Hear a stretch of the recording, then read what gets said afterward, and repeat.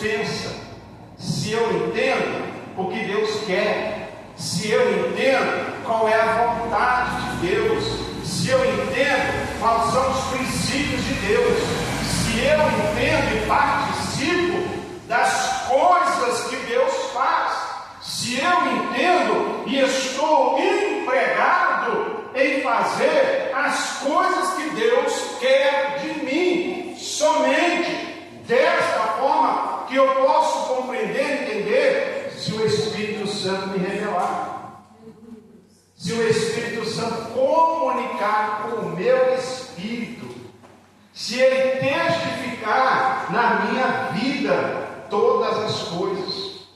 Em Romanos 8, o apóstolo Paulo nos explica que há uma condição para mim viver, e essa condição é agradar a Deus, uma predisposição para fazer as coisas certas, mas em Deus. Ou seja, você pode fazer tudo, conquistar tudo, ser valente, ser forte, ser uma pessoa intrépida ainda hoje, mas tudo na direção de Deus, irmãos. Aleluia!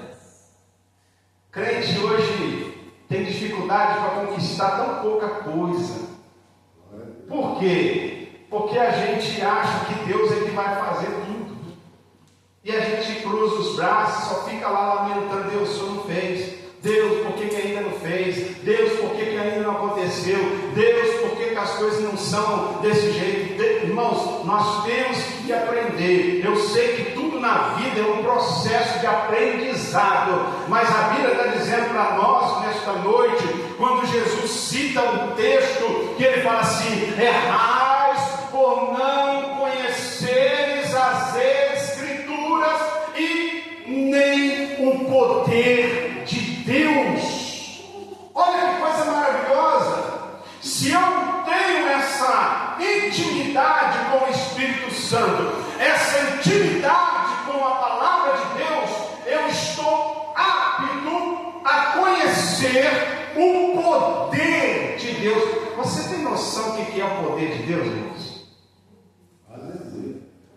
Se você não tem, lê Gênesis capítulo 1, você vai entender o poder de Deus.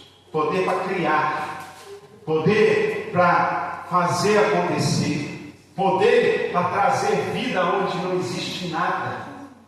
Esse é o poder de Deus que está sobre mim, que está sobre você, se você tão somente andar no Espírito todos os dias da sua vida. Que coisa maravilhosa, irmãos. O apóstolo Paulo ensina também que o Espírito Santo nos dá poder para mortificarmos a carne, para vencermos todos os pecados, porque nós somos herdeiros de Cristo, e se somos herdeiros, participamos dos sofrimentos também de Cristo. E o sofrimento de Cristo foi aonde, irmãos? Foi porque ele teve que morrer na cruz? Foi porque ele foi rejeitado pelos fariseus, pelo seu povo, ou por algumas pessoas?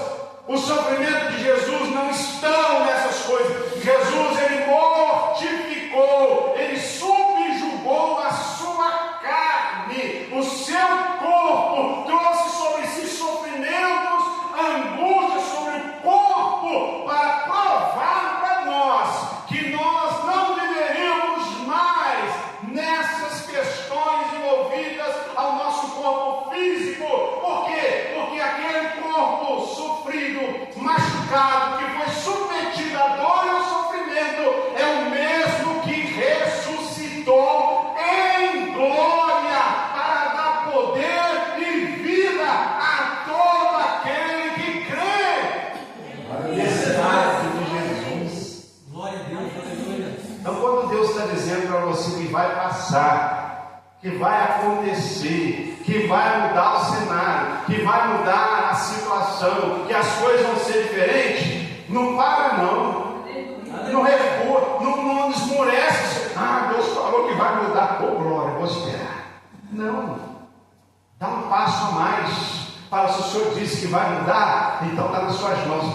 Deixa eu fazer a tua obra, deixa eu fazer a tua vontade. Larga os problemas para Deus, larga as dificuldades na mão dele e vive uma vida intensa no Espírito Santo. Glória a Deus, aleluia. Pregando o Evangelho, impondo as mãos sobre os enfermos, eles sendo curados, irmãos.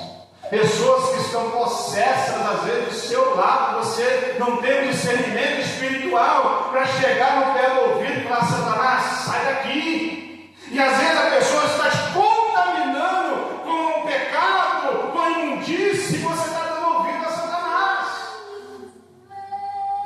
Eva, ela ouviu Satanás e recebeu a morte.